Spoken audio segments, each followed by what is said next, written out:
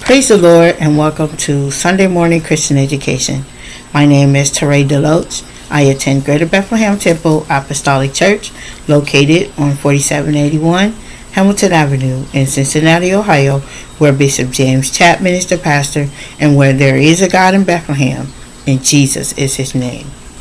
Today's lesson is titled A Perfect Kingdom. The lesson text comes from the book of Matthew, chapter 5, verses 17 through 18, 21 through 22, 27 through 28, 38 through 39, and 43 through 44. The golden text reads, "Think not that I am come to destroy the law or the prophets. I am not come to destroy, but to fulfill." And that's Matthew chapter 5, verse 17. In today's lesson, it's a continuance of last week's lesson. And Jesus was speaking on the Sermon on the Mount about the kinds of people who will be in his heavenly kingdom. Today's lesson, he's speaking about the rules that applies to those people and how they should conduct themselves while on earth.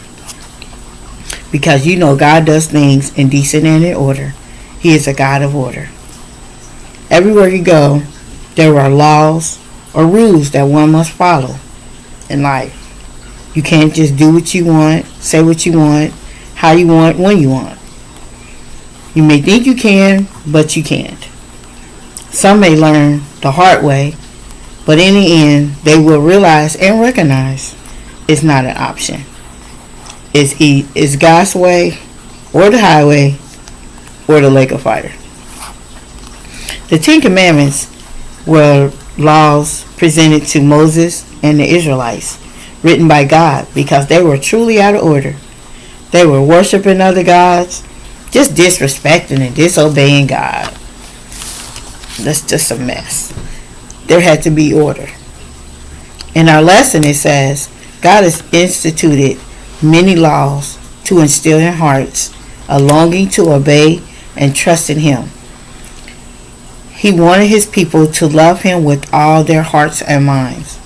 So by the time Jesus came along, those laws were often misquoted or misapplied and made into a complicated mess of rules. Jesus did not teach against God's laws. He wanted people to come back to the original intent of God's laws, to change hearts. Jesus didn't do things the way the Pharisees did, so he was looked at as a lawbreaker. They didn't like the way he compared their way of teaching to his way. Some thought that Christ came to destroy the law and the prophets, but he only came to fulfill them. Jesus addressed some of the laws. He went into a deeper interpretation with the rules. Like in today's lesson, in verse 21 and 22. Chapter 5, verse 21 and 22. Ye have heard that it was said by them of old time, Thou shalt not kill, and whosoever shall kill shall be in the danger of the judgment. 22. But I say unto you, that whosoever is angry with his brother without a cause shall be in danger of the judgment. And whosoever shall say to his brother, Rakah, shall be in danger of the council. But whosoever shall say, Thou fool, shall be in danger of hellfire. Taking a human life is a very serious crime. But people just underrate it. It seems like they don't even care. So much shootings and killings going on today. They just don't listen. And the punishment would be very devastating. Because you will not only be punished by man and the laws, but you will have to face Jesus. But Jesus went further and said, don't be angry. Because such anger can lead to murder, physically and mentally and spiritually. Jesus taught that calling someone a fool is as bad as murdering someone. He was talking about how bad it is to be so angry with someone is as bad as killing them. Jesus does not want us to hate anyone, Words can destroy people. Words can hurt people. Spirits can be broken, and their minds could just be shattered. Hatred could lead to bad thoughts, and then you act on those thoughts. In chapter 5, number 27, it says, Ye have heard that it was said by them of old time, Thou shalt not commit adultery. But I say unto you, number 28, that whosoever looketh on a woman to lust after her hath committed adultery with her already in his heart. Jesus said on adultery that there was clearly not to be any sexual activity outside the marriage. The marriage was sacred. It was a sacred vow between the two, male and female. The marriage was to be only a bond between the two. Jesus said, if you look too long or even thinking about being with somebody, you already committed adultery. The lust that you have could lead to adultery. You have to have pure thoughts and a pure mind, or else you will act on those thoughts.